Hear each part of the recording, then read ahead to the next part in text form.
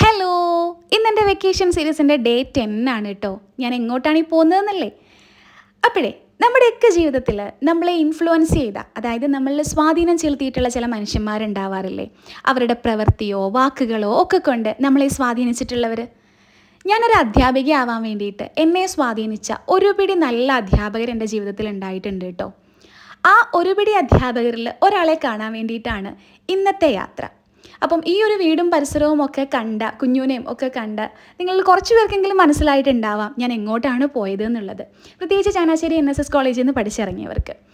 അപ്പോൾ നമ്മുടെ NSS കോളേജിലെ പൊളിറ്റിക്കൽ സയൻസ് ഡിപ്പാർട്ട്മെൻറ്റിലെ അധ്യാപികയും നാഷണൽ സർവീസ് സ്കീമിൻ്റെ കോർഡിനേറ്ററുമായിരുന്ന അശ്വതി മിസ്സിനെ കാണാൻ വേണ്ടിയിട്ടായിരുന്നു കേട്ടോ എൻ്റെ അന്നത്തെ യാത്ര.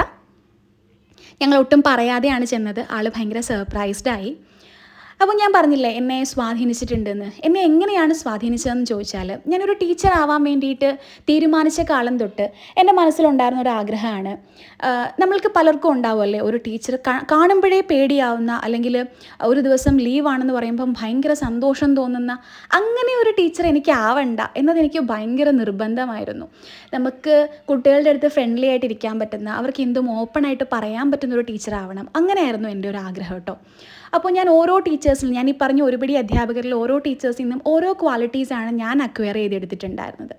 അപ്പോൾ ഈ ഒരു ക്വാളിറ്റി ഞാൻ കണ്ടെത്തിയത് അശ്വതി മിസ്സിലാണ്.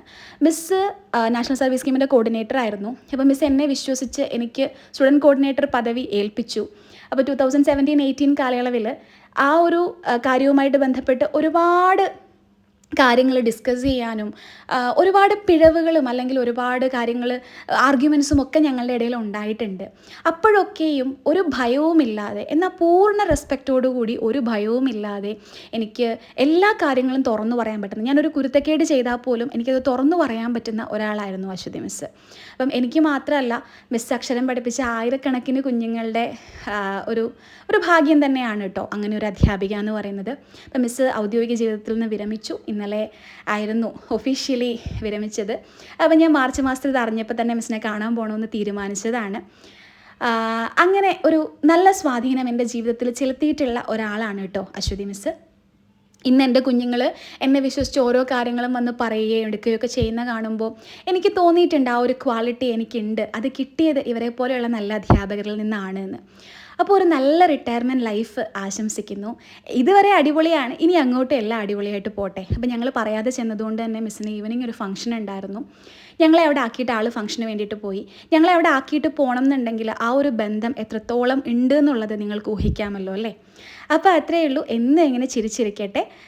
ടാറ്റാ.